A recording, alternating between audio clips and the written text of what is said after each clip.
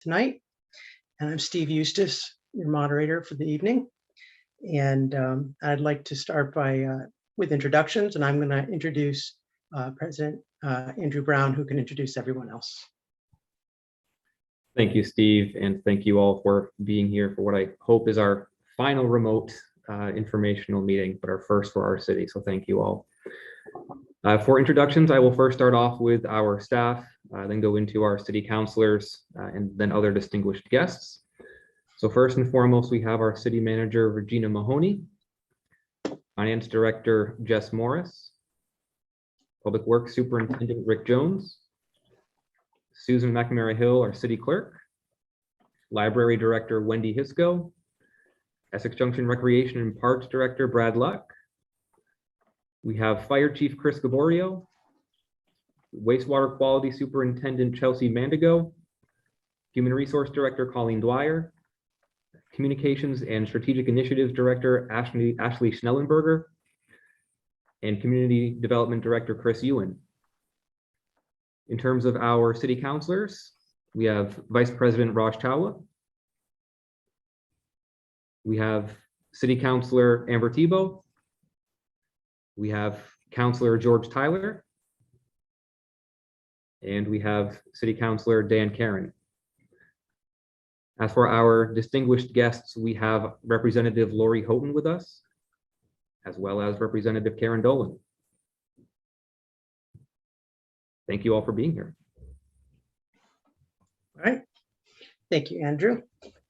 So I'm going to read over the procedures for this informational hearing. This is an informational hearing to discuss the articles being voted on by Australian ballot for the 2023 city meeting. As such, there will be no motions, amendments, or voting at this meeting.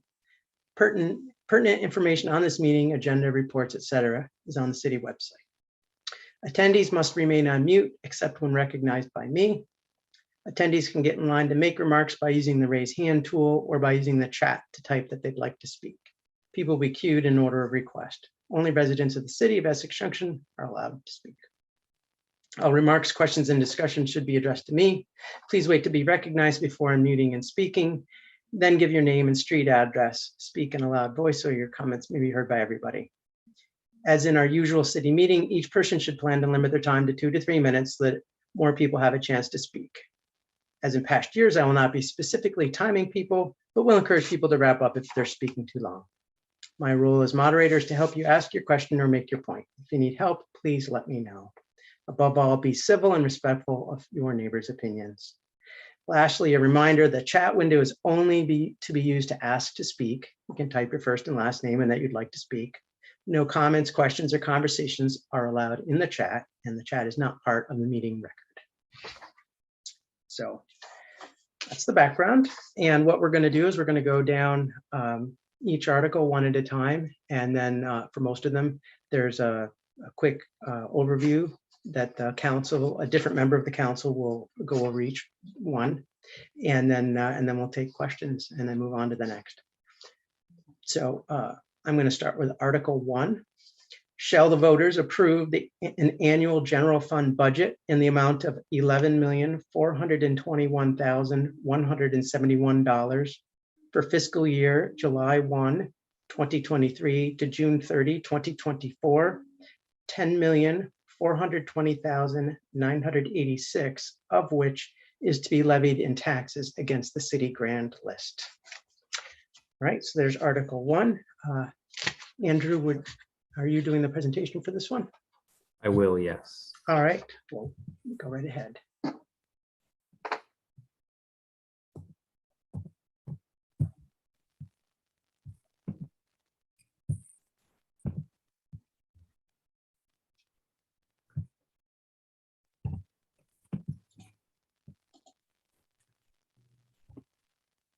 So here we have the article in which Steve was just referring to. With this budget, you will see the change here in terms of the summary of our general fund from the fiscal year 23 village budget, which does not include any portion of taxes that went to the town of Essex for services. So things such as contributions to the police department, Things like stormwater and those types of activities were not included in that budget. You will then see the fiscal year 2022 mock city budget with inflation that was factored in. Next to that, we have the proposed city budget. So this being the city budget that you would be voting on tomorrow for fiscal year 24. This reflects a change of $730,078 from that mock budget, with a percent change being 6%. That bottom portion of the estimated tax impact, you can see the combined rates, and then the proposed rate, their change. That percentage change of 0.4, if you take this number and you find your property tax bill and you look at just your municipal portion, so take out your school portion, so your municipal portion, multiply that number by 0.4%, that should be approximately what the impact of this budget would be on your property taxes.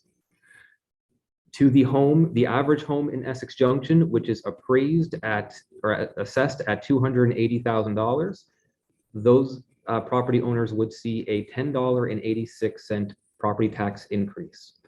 The important thing to note here is we all know that the real estate market is extremely high right now. And so what you will see for your assessed value through the assessor's office is very likely to be drastically different than what you could get on the real estate market. So it's important to note that if you use this $280,000 as your guide, if your home is assessed higher than that number, then your tax impact would be higher than that $10. If it is lower, then it would be lower than that $10. But the important part is to know the difference between the assessed value done by the assessor's office as compared to what your market value would be, because those are very different numbers. The main drivers of the salary or of this increase to the budget, the largest portion is salary and benefits, some of which for new positions. So new positions that are proposed in this budget are things like an administrative assistant, a code enforcement officer, which is 50% of that position is offset by the local option tax, as half of that position should receive funding through the rental registry. And so we are using non-property tax funding to help start that process. A city planner, an adult program coordinator for half of the year, since we have the recreation agreement with the town of Essex for the other half of the year, as well as a building coordination role and then associated adjustments for annual raises and annual increases in healthcare costs and those such. The increase of nearly $120,000 for stormwater, which was previously included within the town budget. An increase in costs for Essex Rescue, the Essex Junction Cemetery Association, Memorial Day Parade, and then the planned annual increase into the capital transfer. Then there are some one-time expenses that are not included in the budget, but we are just showing here so that you all are aware as to what other expenses are being paid for. So as associated with separation, as you know, we are now a city instead of a village, and so there are various signs and other materials that will need to change over to city. And so we're looking at having a rebranding effort that would be paid for through the local option tax. There is money that we have set aside through the local option tax to start a strategic planning sessions, where now that we are a city, we want to engage the community and we want to further engage committees to help us figure out where to go next. Now that we are a city, we really want to make sure that we don't necessarily operate in the status quo, but we instead have a clear vision as to where we are going in the next few years. And lastly, just simply replacing those banners and signs to change from city or from Village of Essex Junction to the city.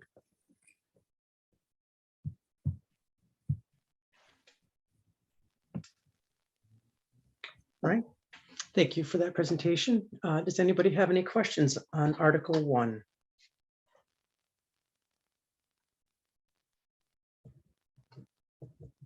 We've got a guest that has their hands up. Can you unmute and state your name and speak? My name is Rich and I'm on West Street. Okay. I had a couple questions related to the tax, property tax. First one, on the flyer that was mailed to everybody under revenues and property taxes, it shows an increase of 168% for the next year, going from 3,800,000 to 10,400,000 and change.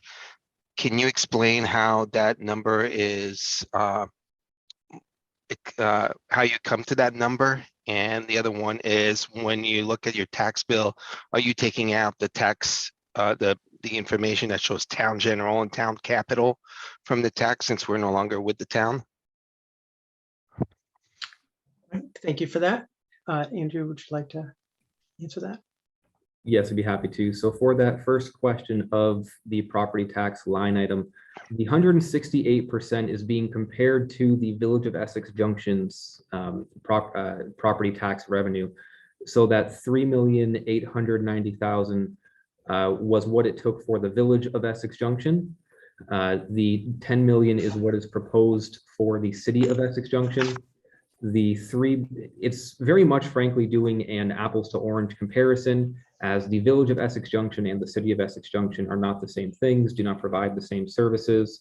The village having services being provided and paid for through our town taxes are not associated in that number. So when you are looking at your property taxes and that impact, that 168% is very misleading. The 0.4%, that's the one that's not misleading, because you are not going to see a 168% increase on your property tax bill. You would see a 0.4% property tax or increase on your property tax bill.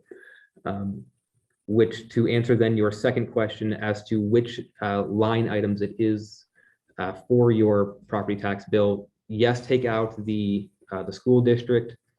I'm going to look to our staff on this one in terms of whether that was inclusive of the town capital line item or not, because I don't want to. And the town general, yeah. The town general, yes. Town capital, I am unsure. Okay.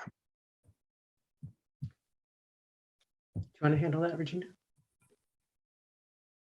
Yeah, I'm sorry, I missed that question. The question is for if someone was looking at the property tax bill from last year, do they remove, we know they removed the town general from this year's tax bill, but do they also remove the town capital fund? Like, we know it'll be removed, but was the 0.4% comparison including the removal?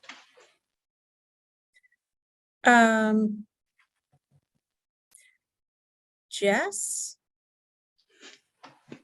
Yes, remove the town capital that was not included in the city projections for FY24. So the taxes should technically go down from the amount you're paying, since you're taking out the town amount. So the comparison that we did takes all of the rates that were on your previous bill versus the city municipal rate for FY24. So your bill this coming summer will not include that 1%.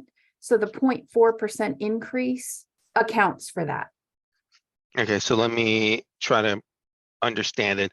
So if I look at the bill, and I'm just going to put some numbers out there, and I'm not counting the homestead education, that's part of the tax bill, but that's separate. You have the town general and the town capital. Let's say that that's $2,000 in taxes, and then the tax agreement, city general and city economic development, that's $1,000. Are you saying that $2,000 is going to go down and it's going to be 4%, 0.4% on the 1,000? Yes. Okay.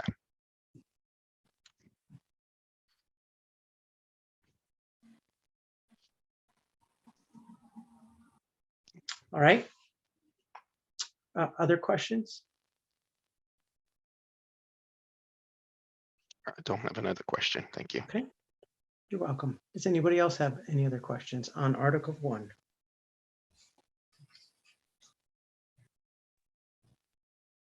Okay. Oh, Yeah, oh, sorry, I didn't see you there, Glenn. Steve. Go right ahead. Steve, this is Raj too. I don't know that we all agree on that. I'm not quite 100% sure on what. I'm sorry, sir. I don't remember your name right off the bat. It's not. It was It's Rich. The gentleman.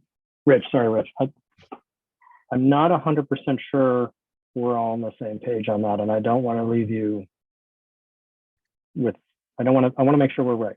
So can you ask that last bit again? Yep. So if I look at the current, at the tax bill, and I look at the municipal tax column, there's the town general, the town capital, tax agreement, city general, and city economic development. If we no longer pay the town taxes, those first two lines should disappear, and that would remain what the current tax would be, and then you add the increase on that current tax. Or are we going to pay the same amount of taxes as what we were paying the year before, but they just transferred everything to the city? Yeah, I see your I question. think it's the latter, but Jess, do you get that now? Yes, that is correct, Raj. So it's the latter without the capital portion. So it's those lines you mentioned Mhm. with a 0.4% increase without the capital line is my understanding. Correct. I thought we were going to get a tax decrease with the split. Well, we can talk about how that happened, but that's Okay. a different. I just, Yeah, it's just to understand. that's a It's just separate to question. understand it. Yeah. Yeah, that's a separate question, but I just wanted to make sure that we weren't leaving you thinking, because it sounded like the way we left you a minute ago was you thinking you're not going to pay $2,000 in property tax, and I wanted to make sure that. No, I think my thinking is Glenn more was that trying to you're say going to that. have a 168% increase here in there. Well, by so the reading 100, yeah, so right, so the 168% increase is a numbers thing, as President Brown indicated earlier. We were paying those lines to different places. We were paying portions of the city budget that you're seeing now to a town budget. So everything is now under one city budget that you're seeing, reflecting that 168% increase. In the past, a good portion of that was being sent to a different budget, which was the towns. And so Right. as of this proposed budget, all of that is just going to the city. And so some of these lines are going to have some crazy, some very interesting increases and decrease numbers. So it's very difficult to look at the percent changes on a lot of these lines. And it's a little complicated. So there may be a lot of questions. Yeah, I just didn't want to end up seeing, going from, $7,000 to $21,000 in taxes. And that's why I wanted to understand that revenue of 168%, because if taxes were supposed to go down, it didn't make sense. Right. So I think the answer you got earlier of being 0.4 of that total minus the capital. So I think, as President Brown pointed out, if you take your tax bill minus all of the capital and multiply it by 0.4%. And the capital is pretty much nothing. So Not the school one, right? not the school, no, just the capital itself is 0.02%. Right. Thank you, Raj, for the Thank you. extra clarification. Okay. So I think we're good now. Any other questions?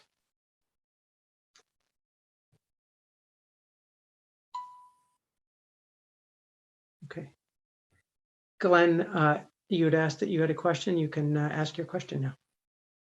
Yes, I was looking at that, and if you take the town capital amount out and not include that in the 2024 budget, and multiply by 0.4% the remaining amount, and assuming that you have a 280,000 assessed house, which will yield a $10 some odd cent increase, your tax could go down, because on a 280,000, that town capital amounts to roughly 50 some odd dollars. So even though your taxes, you say, okay, there's a 0.4% increase, there's actually a decrease because you take out that town capital. The town capital in the new one, as I understand it, is not going to be there. So even though, and the town general obviously won't be there, but it'll be incorporated within, because we're going to a city, that's going to be incorporated into the city general, the city economic development and tax agreements and so forth. Am I interpreting that correctly? Who wants to take that? I would ask that the individuals who did the math to help create these numbers, if they would be willing to answer that question. So Yeah, and I think this would have all been taken care of long before now. It should have been. I mean, you know, it should have been done way back when we first brought this up. So Jess, can you answer that question? Yeah, I was gonna, is it okay if I bring up our actual budget file that shows the calculation? I think that might be helpful to see exactly what goes in. Okay, go for it. Sure. all right. It's gonna take me a second to pull the file up because I'm remote, so bear with me. That's perfectly fine. Better to have everybody straight.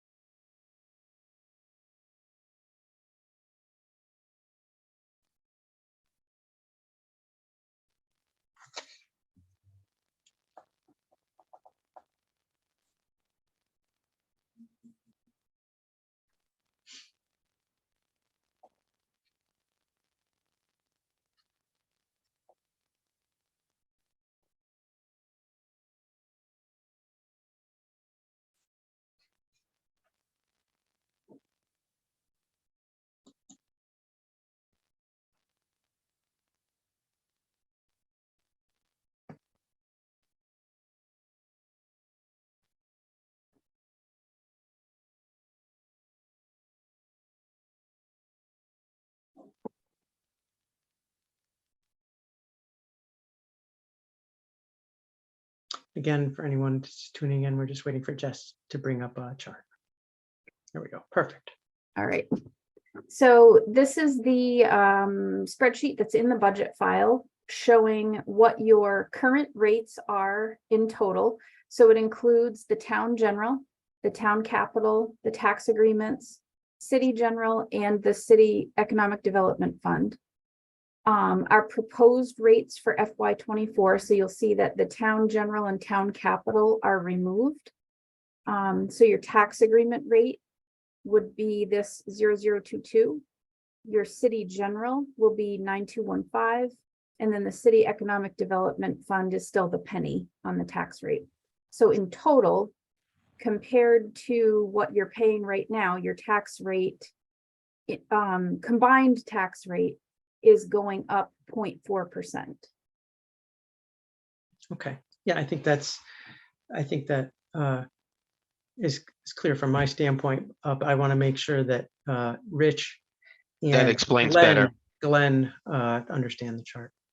Yeah, that makes a lot of sense. The issue then becomes, if you look at the amount of dollars, you've got 2,629.80 before or under that one. You can see your new one actually is 2614, so it went down because of the town capital. That was at least according to what I see here. I don't see an increase. I see a decrease in the number of dollars. So those, Glenn, those two numbers that you're looking at, the 2629 and the 2614, Yeah. are based on this set of data up here. The 2629 is derived from the old grand list value, which is the value that it was at the time that previous staff created the projected budget. The actual grand list value today is this amount down here. So you really want to focus on this information that's highlighted in the green. So what you're saying is I can't take a look at last year's or any of the previous year's right. I can't take a look at last year's amount of dollars that I paid. I would have, okay, I can, but I'd have to increase it by 0.4%. Correct, correct. And And yeah, you can't include, and you still have to include the town capital in that. right, correct. Okay, so I misunderstood you. I thought we were taking that one out, but we are, in terms of looking at last year's. And because I am looking at last year's, we've got to include that, even though it's not included in this year's. But we've got to include that in the total bill and multiply the total amount by 0.4% and add to that. Correct. Yep. Okay. Yes, because we're comparing rates in total. Yeah, it gets, so I was confused. I misunderstood that from the previous, and I think the guest did as well. And so that clarifies it. So we are seeing a tax increase. Yes. Any comment? Yeah, okay. We'd been, a number of cases, as I've mentioned to the city council, we had been told that there would be a decrease, but because of the changeover and because of various things, inflation is one of them, but also having to hire individuals to take place in separations and so forth, we're seeing a tax increase. All right, thank you. And it'll probably be easier going forward because we won't have such a jarring, it'll be more apples to apples Yeah. in future years. So it'll be easier for everyone to follow. This is probably the hardest year. So it makes sense that there's extra questions. So, all right, Thank you much. you're welcome. Anything else on Article 1? Okay, let's go to Article 2. Let's see, shall the voters approve the following amendment to Section 206 of the Charter? It's gonna be hard for me to read. So I'm gonna let, so this is on Section 206, conflicts of interest and prohibitions, and I'm sure on the presentation it has it where we can all stare at the words. So let's do that. Thank you, Steve. And I hope you all can see the words that thankfully Steve did not need to read. And I hope you all can see them here in front of you. The important portion here to notice is this underlined statement that says, unless allowed by state statute. To try and summarize this as briefly as I can, this new language to the existing portion of our charter would allow for times in which the state says a city councilor can act as an employee. We came into this situation this past January where we had not, as a city, we had not appointed a town health officer. Because of not doing so and not having a town health officer, by state statute, that defaulted to me as a city councilor. The unfortunate thing is that our charter prevented me from acting in that manner because that would be considered a form of city employment. So this will allow for that to happen again should a future chair of the city council or president of the city council need to act in that manner or any other manner in which that is allowed by state statute, which to the best of my knowledge, that is the only time in which it can happen. And I also want to make sure to point out that there are no changes to the charter that would prohibit the city councilor or that would not prohibit a city councilor from holding other types of city employment. So it would still not be allowed for a city councilor to be a city manager, a community development director, so on and so forth, unless it is allowed by state statute, which it currently is not. Okay. Excuse me. All right. Thank you, Andrew, for that explanation. Does anyone have any questions on Article 2?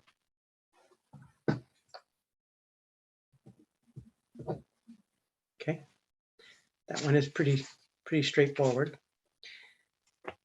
Okay, let's go on to Article 3, which is also charter change. Shall the voters approve the following amendment to Section 206 of the city charter, which is also conflicts of interest and prohibitions. So again, I won't read that out.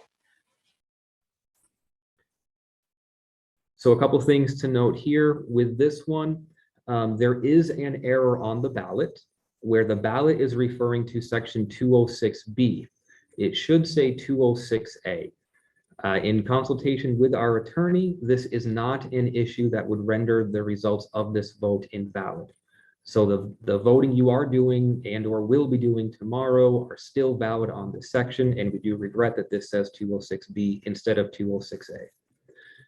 Another comment to make, Article 2 and Article 3 are referring to these exact same portions of the same section of the charter. These two votes do not require the approval or disapproval of these changes. So if you approve of one and not the other, that is perfectly fine. These do operate in their own vacuum, if you will, because we are only voting on the changes. It's not voting on the entire verbiage that you see in front of you. So the part that you would be voting on in this section is just the crossed out portion that would remove the section that reads, no former council member shall hold any compensated, appointed municipal office or employment except for poll worker until 1 year after the expiration of the term for which they were elected to the legislative body.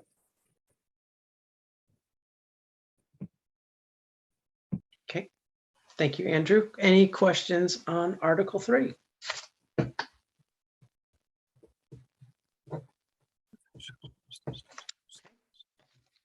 Moving on to Article 4.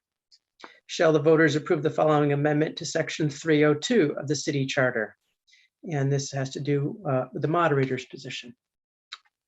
And Andrew, I'll take this one, I guess. This change would result in the following. The council shall appoint a moderator who shall preside at the next city informational meeting.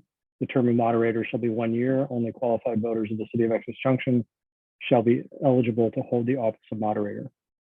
The difference here is that currently every year we elect a moderator to preside over our city annual meeting. We have gone to Australian ballot, and we will likely be reimagining how annual meeting operates. The combination, I think, of mailing ballots and Australian ballot means that we may be looking at different dates and a different setup in the future to ensure people still have an opportunity to provide input, and we as a community have an opportunity to get together and do something as a community around this decision-making process. all right, thank you, Raj. Any questions on Article 4? All right. We'll move on to Article 5. Shall the voters approve the following amendment to Section 401 of the city charter, city meetings and elections? And the difference here, this voting in the affirmative for this will mean that the section of the charter will read, by January 1st of each year, the council shall set the date for the next annual meeting, at which time the voters shall vote for the election of officers, the voting of the city budget, and any other business included in the warnings for the meeting. We had a situation this year where it was pointed out to us that we had scheduled annual meeting to coincide with the first night of Passover. And we as a community, as a board, we put that date out last year, much as we're doing this year, and we voted as a community to hold it on that date. And a few weeks before that, it was pointed out to us that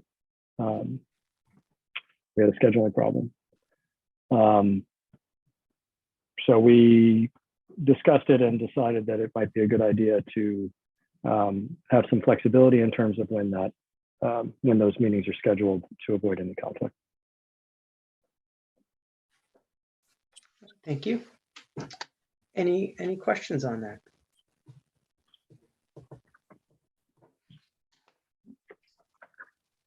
All right, let's move on to Article 6. Shall the voters approve holding the annual 2024 annual meeting on Tuesday, April 9th, 2024, at which time voters shall vote by Australian ballot for the election of officers, voting on the city budget and any other businesses included in the warning for the meeting? Now, obviously, that partly relates to what we just talked about. I can do this one again. Based on what we just discussed, we had just talked about having the flexibility to set the date set by the city council. And until that happens, we are asking voters to approve a date for next year to have this opportunity to vote on the budget and officers. So we still need to do what we've always done. And I think it sort of speaks for itself. Sounds good. Any questions on that?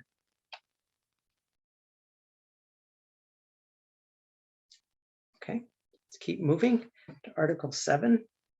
And Article 7 is presentation. Shall the voters authorize a planning loan through the Drinking Water State Just revolving working on- fund for a project in the Water Enterprise Fund And to then complete got a question from Jeff. a service line inventory and lead service line replacement plan for an amount not to exceed $433,700 to be financed over a period not to exceed 10 years. And, Andrew, who's going to discuss this one?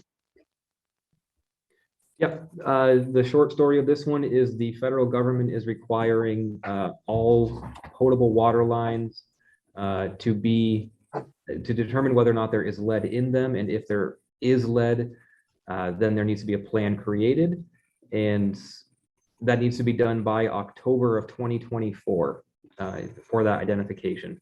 So this loan would allow for us to meet that requirement. Without getting this loan, we would need to figure out where this, how else to raise $433,000.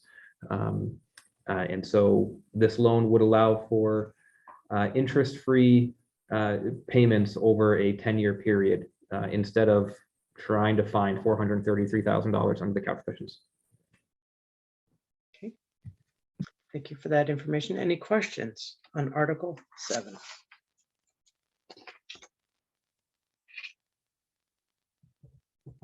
Okay. Onward to Article 8, to elect city officers required by law, including moderator, 1-year term, and there's 1 person on the ballot. 2 city council members for 3-year terms, and there's 3 people for those 2 slots on the ballot. And 1 library trustee for a 5-year term, and there's 1 person on the ballot for that. Okay, and we usually don't debate that. It kind of is what it is. Which takes us down to public to be heard. And this is the time people can bring up if there's a particular question that we haven't covered in the meeting that relates to the city. Steve, if I may jump in real quick. Go right ahead. 2 quick announcements. One, a hopeful reminder. One being, as I will put up on the screen here, one being that voting tomorrow, if you are going to vote in person or drop your ballot off, is going to happen at Champlain Valley Exposition within the Blue Ribbon Pavilion. It is not going to be at the high school. If you go to the high school, I'm hoping somebody will tell you that you're not going to be voting there and instead directing you to the Champlain Valley Exposition at their Blue Ribbon Pavilion. For those of you who are not familiar where that is, here on the screen, you can see the black arrow pointing to the Blue Ribbon Pavilion. There is ample parking. There is handicap accessible parking, so that hopefully this will be a very smooth process for voting this year as we have a new site. One of the issues that was identified to us by the school district is a concern of just having the flow of people coming in and trying to maintain student safety at the same time. And so we're given a new practice a shot this year. All right, thank you for And that then announcement. The last one is city councilors George Tyler and Dan Karen. This is their final meeting. This is their final portion of their term. Personally, this is it's disappointing in many ways. Dan and George have both served our community for more than 15 years. George as a village trustee, counselor, the president of our community, Brownell Library trustee, and Dan Karen having been a village planning commissioner, served on the Recreation Advisory Board, as well as one of our representatives to the Chittenden County Regional Planning Commission. Not to also mention George, a longtime representative to the Tri-Town Committee, the one that oversees our wastewater treatment facility and the relationship we have with Williston and the town of Essex for those services. The two of them have truly impacted our community in ways in which are going to long outlive, frankly, myself. The work that they have done for the downtown economic development, helping to get funding for our train station revitalization that's going to be happening, the Crescent Connector project that should be completed this upcoming year, all in large respects to George Tyler and Dan Karen. Our community would not be what it is if it were not for them. And so personally, I owe them a great appreciation. Two people who have acted as mentors to me as a young counselor and trustee. Deeply appreciated, or deeply appreciative for the two of them and their work for our community. I can't thank them enough.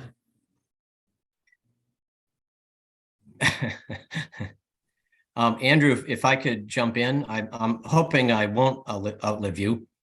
I'm not going to get into a speech. I just want to say number one thing is hasn't always been fun, but it's always been wonderful.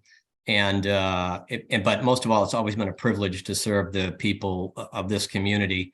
And I also want to say, I don't know who the new counselors will be coming into the board, but I leave with tremendous confidence of the three remaining counselors, you and Amber and Raj and our new manager and all the staff. I have such great confidence in all of you and where you're taking things. And so I leave with a lot of satisfaction that we've accomplished a lot and things are in good hands. So thank you. Well, if I could just quickly, I'd echo what George said. Also, appreciate all the education I received, basically doing what I've done for the past, what is it, roughly 17 years, over 17 years since I was on the planning commission. But and many fine people in our community, outside of our community, and some that are no longer with us. I remember my first election to the board, George Dunbar II was running back then, and he's long since gone, but had done tremendous things for our community as well. So, and I'm sure it'll continue on long after we're gone. So thank you very much, everyone. Thank you both. All right, does anyone have anything else to bring up?